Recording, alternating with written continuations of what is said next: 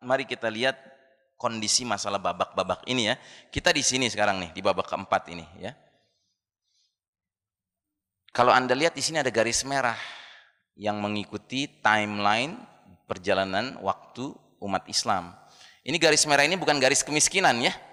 Ini garis yang membedakan kalau di atas umat Islam sedang melangkah berarti mereka sedang berjaya. Tapi kalau di bawah itu berarti umat Islam sedang runtuh. Nah, jadi dari 5 babak perjalanan sejarah umat Islam, kita sekarang di babak keempat yang posisinya di bawah garis merah. Jadi artinya apa? Umat Islam sekarang sedang di bawah. Bapak dan Ibu setuju nggak umat Islam sedang di bawah sekarang? Alhamdulillah. Jadi nggak ada yang ngimpi di sini ya.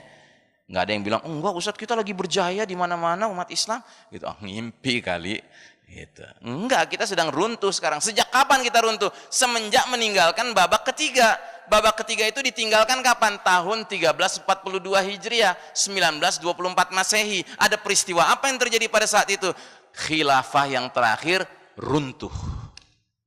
Kesultanan Utsmani Turki. Ibu-ibu tahu nggak bahwa khilafah itu adalah rumah resminya umat Islam, yang mestinya umat Islam sedunia bernaung di dalam rumah itu.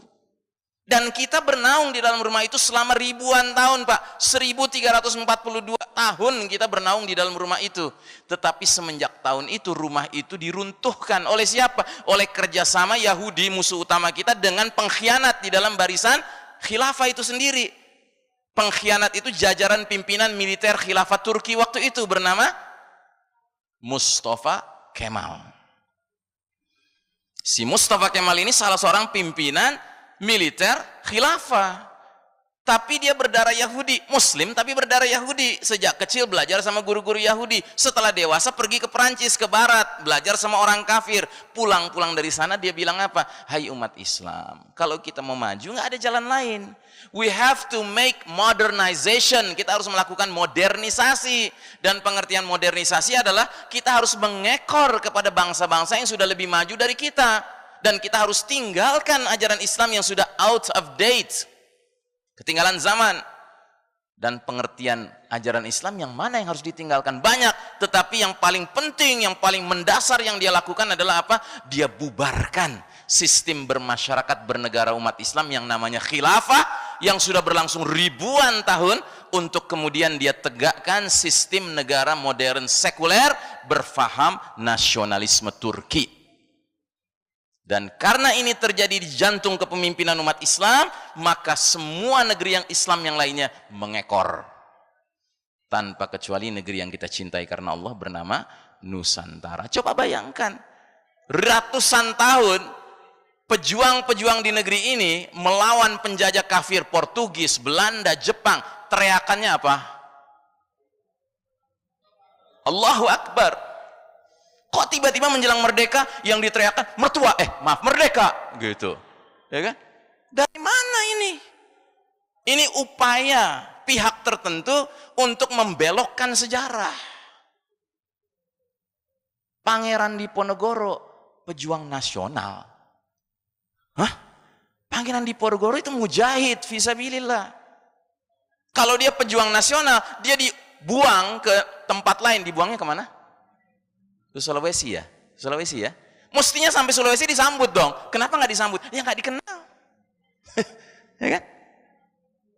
Jadi itu klaim orang sekarang, Pak, menyebut Imam Bonjol, Pangeran Diponegoro, Tengku Umar, Patimura, pejuang nasional. Nasional apa? Pejuang Islam. Mereka tidak ngerti apapun kecuali ingin menegakkan kalimat Allah, mengusir penjajah kafir yang telah mengacak-acak wilayah-wilayah mereka. Begitu. Nah, jadi saudaraku rahimakumullah, kita sekarang berada di babak keempat ini, babak di mana kita nggak punya rumah.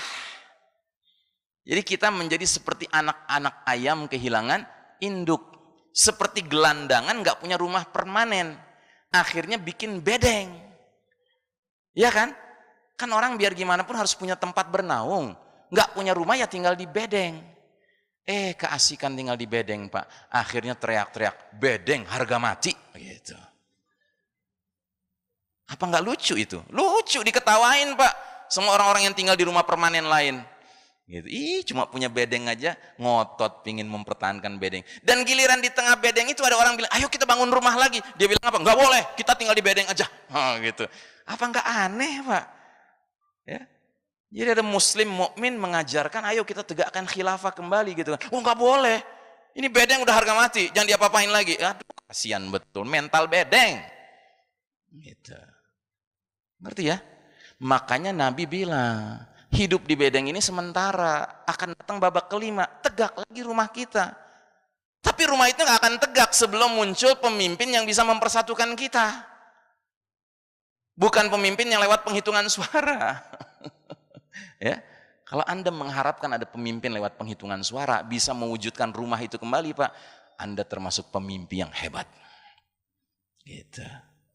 Satu-satunya yang bisa nantinya mempersatukan umat ini karena memang dia certified leader, pemimpin yang mendapat sertifikasi dari Allah dan Rasulnya adalah laki-laki yang dijuluki Al-Mahdi.